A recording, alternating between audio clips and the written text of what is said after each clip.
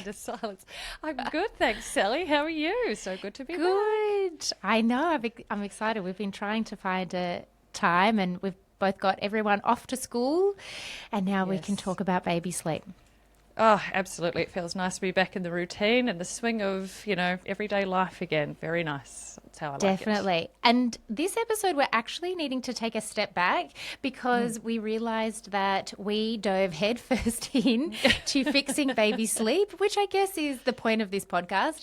But I thought maybe we should actually tell our listeners, all three of them, hi mum, who we are, why anyone should bother listening to us, and how we ended up in the world of baby sleep.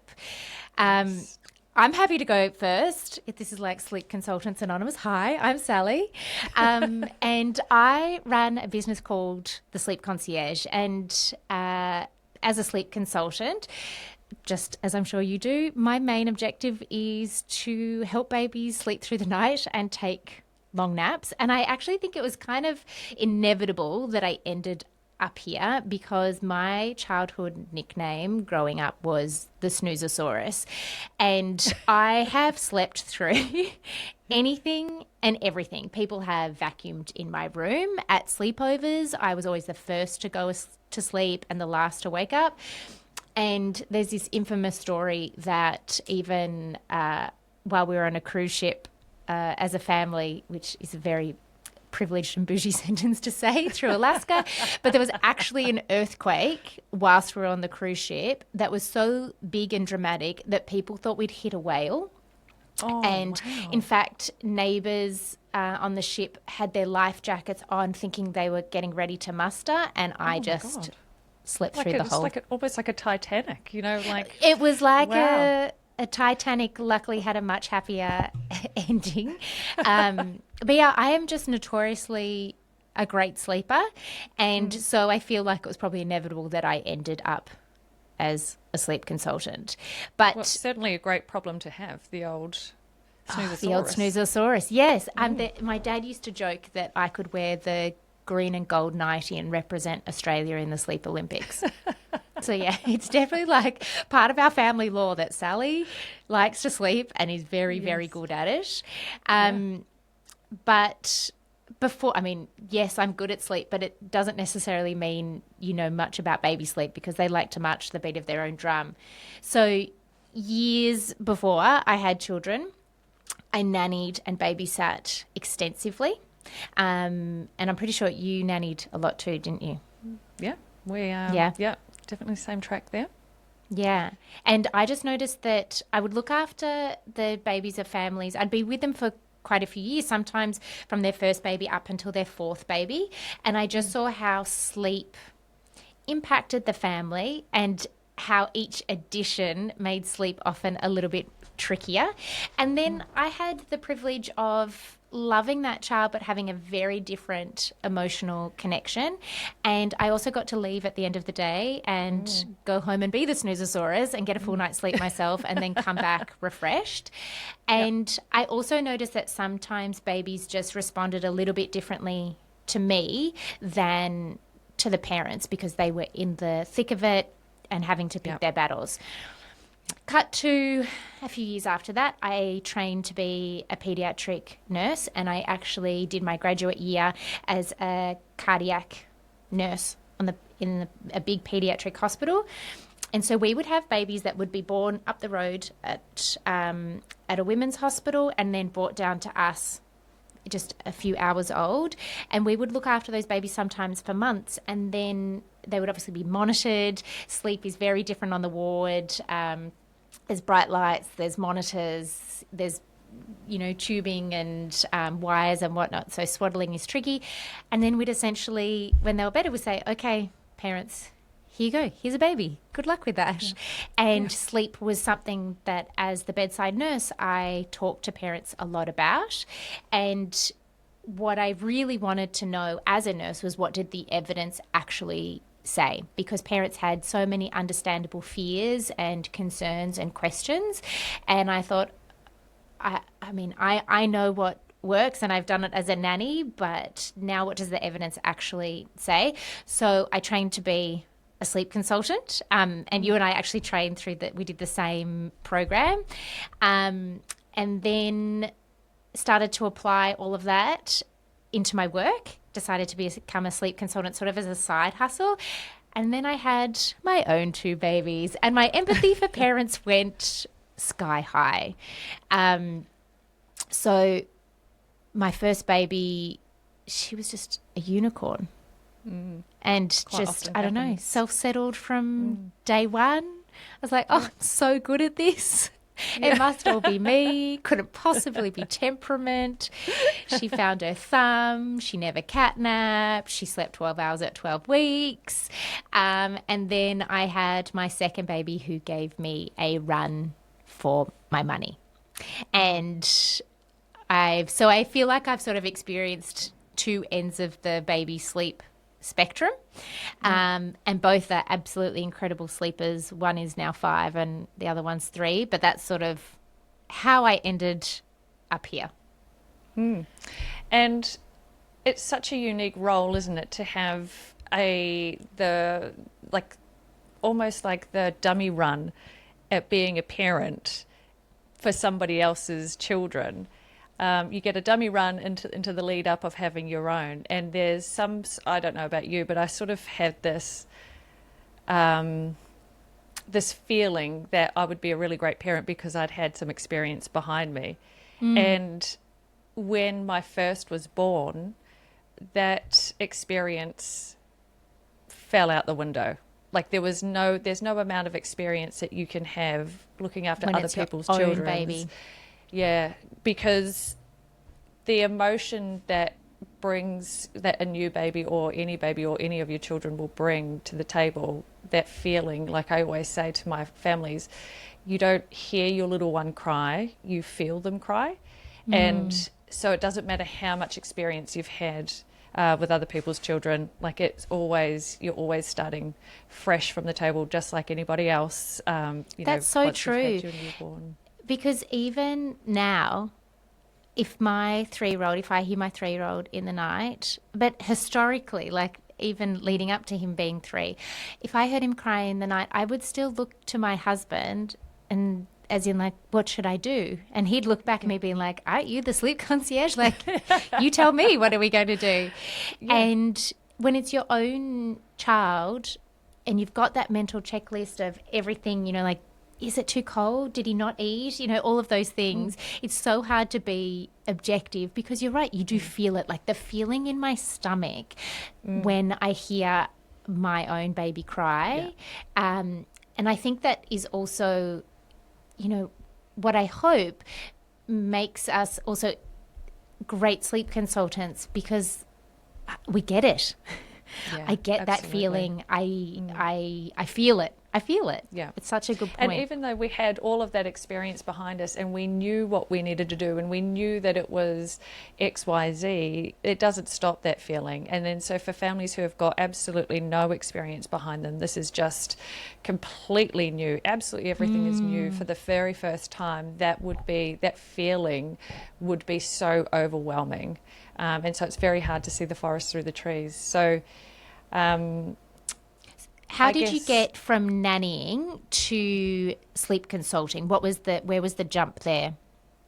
Well, I fell into nannying just on a whim, really, because I was in the UK. My background is in retail management. So I was in the UK in my early 20s managing high street fashion stores. And I felt like I needed a bit of a change from the daily grind. And so I swapped that for a nannying role. I actually started working for a very epically cool family who I have plenty of stories to tell you about my nannying days. Oh, amazing. We need a whole episode just on that. Nanny diaries. Like it's nanny diaries. And like lots of pinch me moments within that role, and also a lot of like, what the hell was I thinking? Cringe moments. But essentially, I landed a role, and they had a 2-year-old at the time, and then a newborn on the cards. So I fell into that, and it was a game changer. I'd never really worked with newborns before. At the time, there was a very well-known author, a book that had been released, and they wanted me to follow that same book. And so that gave me a lot of insight into, how you structure feeds and how you do your naps and how, you sort of work towards a bit of a schedule in through the day and so forth. So I was very lucky to be able to have that in front of me, because it made my days so much easier. And I was with that family for, I think it was 18 months. And then I met my husband. We came back to Sydney, and I picked up more nannying work with families in Sydney, which coincidentally they wanted me to follow the same book at the time. That was lucky. So yeah, it was really, there was the families that I worked with were from the UK, or they had lived there and worked there and so forth and moved back. So it was just really interesting that they all wanted me to use this book, which was fine. And then because of that, I think, and like I was saying, and like you were saying, a bit of practice behind us, once we, Ben and I had our own children, we actually found that the sleep side of things came super naturally, because I had a bit of practice behind me and I sort of understood why we were doing the certain things that we were in order to achieve really great sleep. But the main thing that I could see when we were in the mothers group settings was a lot of families struggling. Like the main conversation was revolving around, they're waking up all the time through the night. I'm not sure how to get the naps. We're really, really struggling. And I found that I could empathize with them, but it was hard for me to deliver any type of information because I'd had no real training behind me. And then, it all becomes, in the mothers group, everyone's having helpful suggestions and so forth. And I thought, I don't just want to throw out tips. I actually just want to be qualified to be able to give advice. So at the time, so this was in 2013, there wasn't a lot of sleep consultants out there. And I had heard of a lady in New Zealand who is one of the leading consultants over there.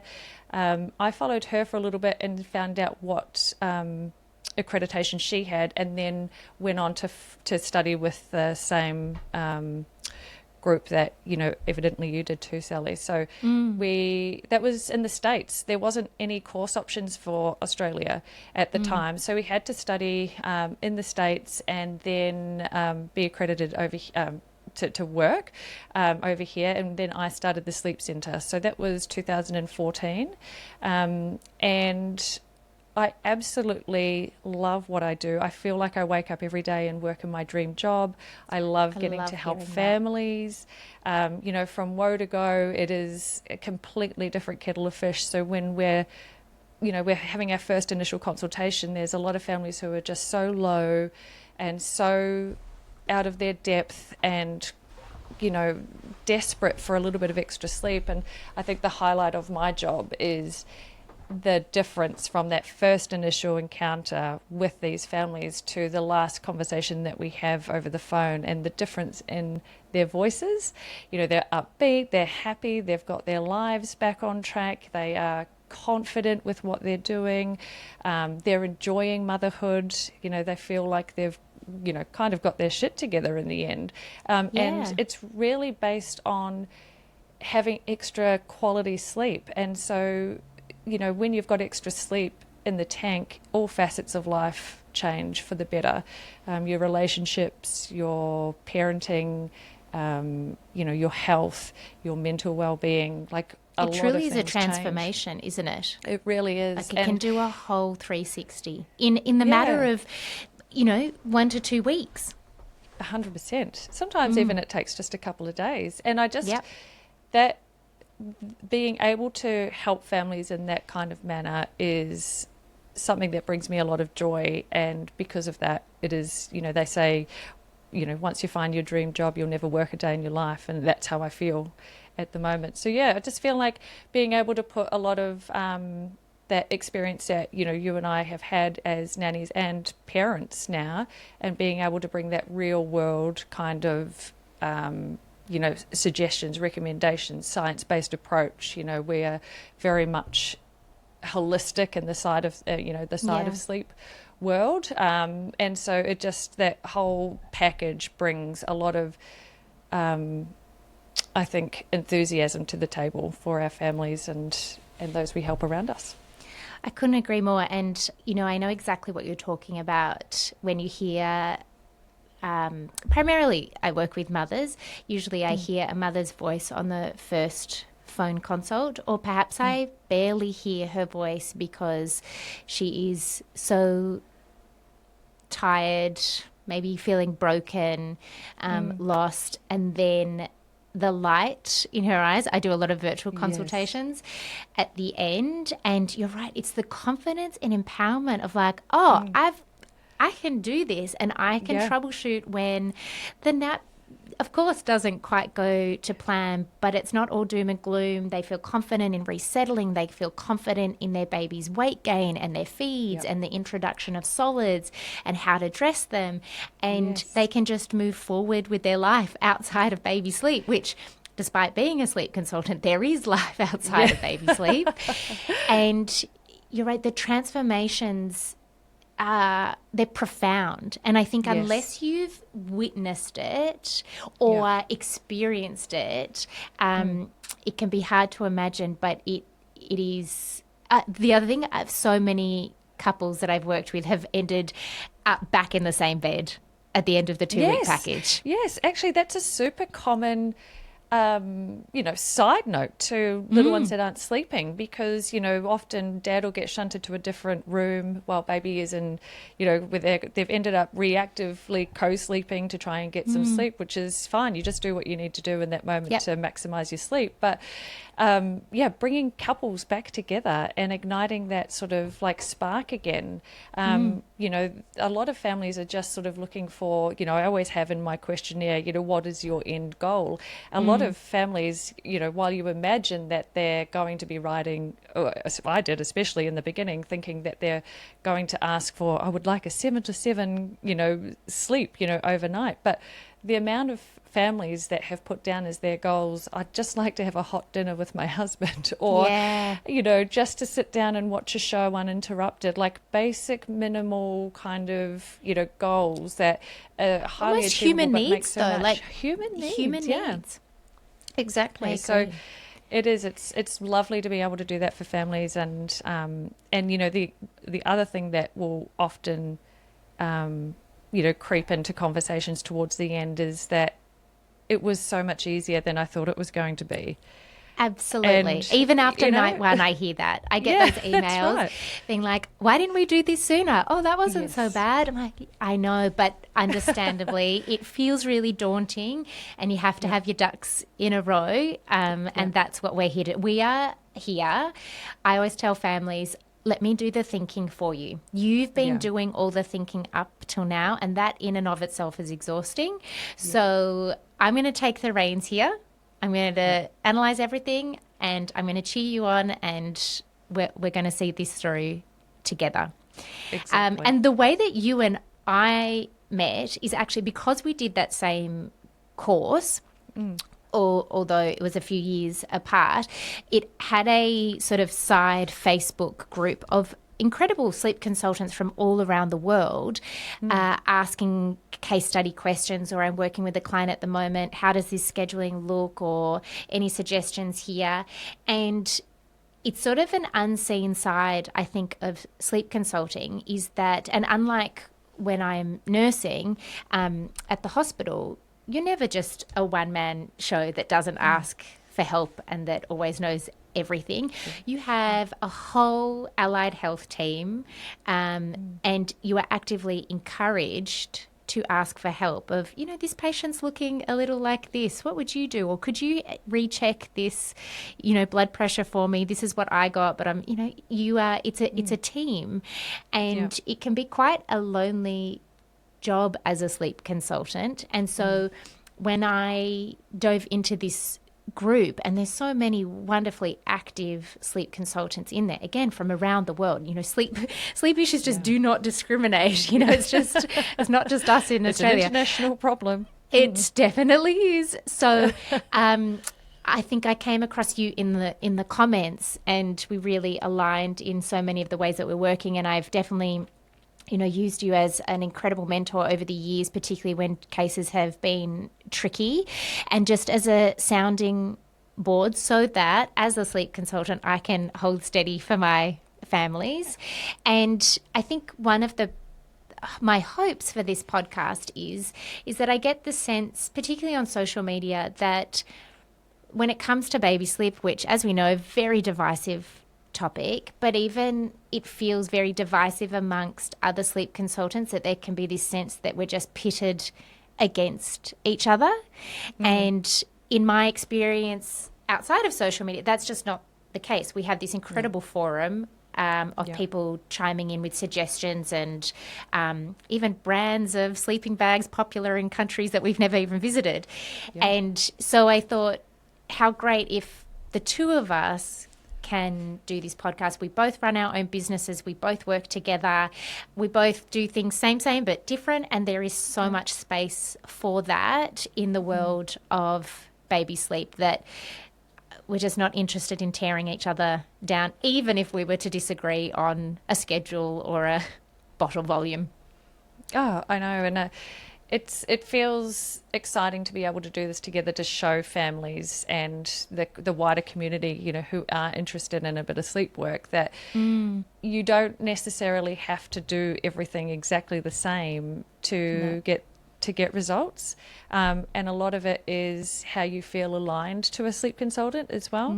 So that's why there are so many successful sleep consultants out there.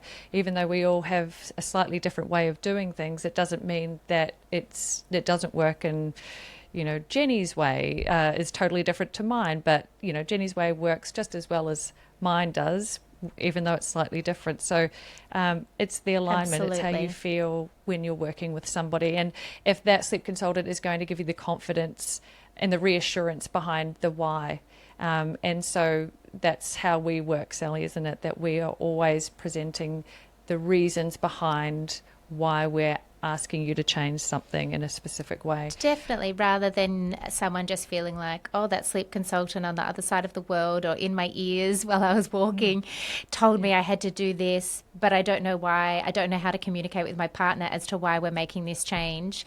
And I think not only that, I think the word sleep training, which I used to be scared to say out loud, and I absolutely double down on that word now, simply because I want to rebrand it. I want it to not come with this fear.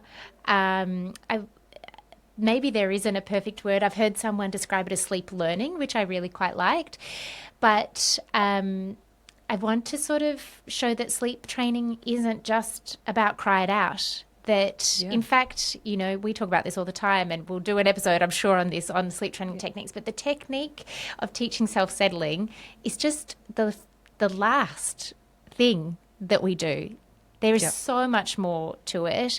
And I hope that with this podcast and with our experience and with the families that we work with, we can get them to the point that if and when they need the sleep training technique, we do get those emails to say, oh, that was okay. That wasn't so bad. Oh, I wish I'd done this sooner, because that's the experience that our families have. Exactly. And, I am exactly the same as you, except I still feel like exactly the same in the way that I have tried to shy away from using sleep training as my wording.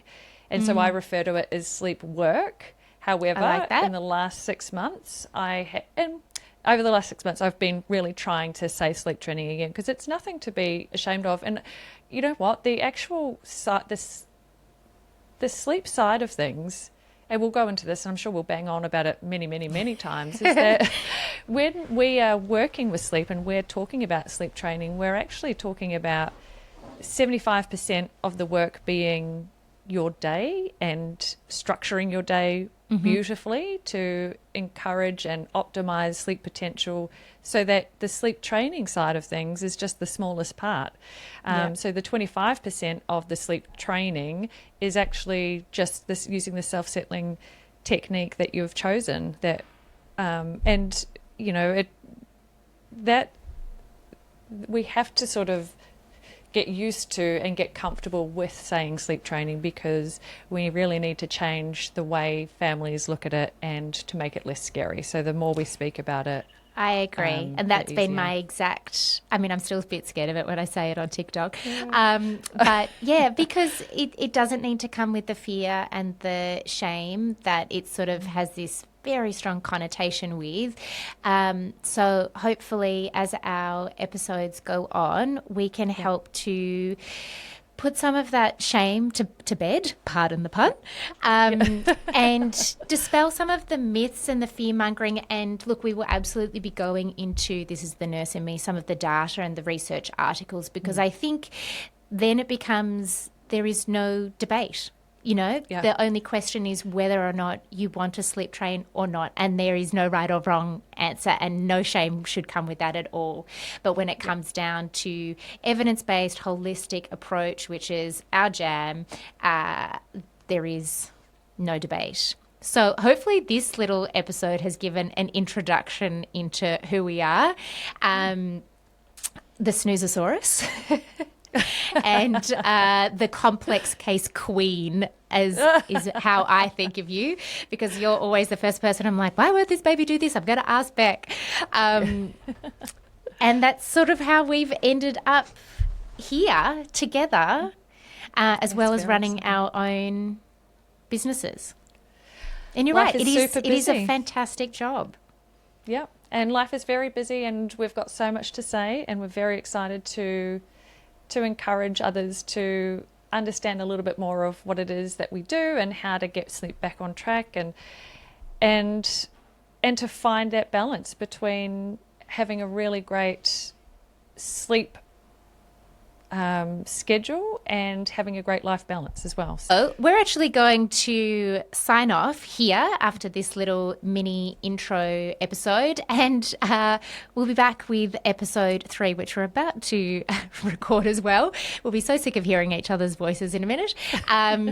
And it's all about feeding to sleep, which is a very controversial topic, but we're going to discuss it in depth and hopefully explain a little bit about why we don't necessarily feed to sleep. But that is another episode. So thank you for tuning in, and I hope that you know us a little bit better, and you absolutely will, because as the episodes go on, because you can already tell we can chat. Oh, I actually left. I'm so sorry. I didn't actually mean to log off. I did exactly so. I just meant to go on to go. I go, oh no, like that, and I'm going, oh no, has our whole episode gone? I know. We just. Okay. It's just autopilot, isn't it? Like, okay, log off, get me out of here.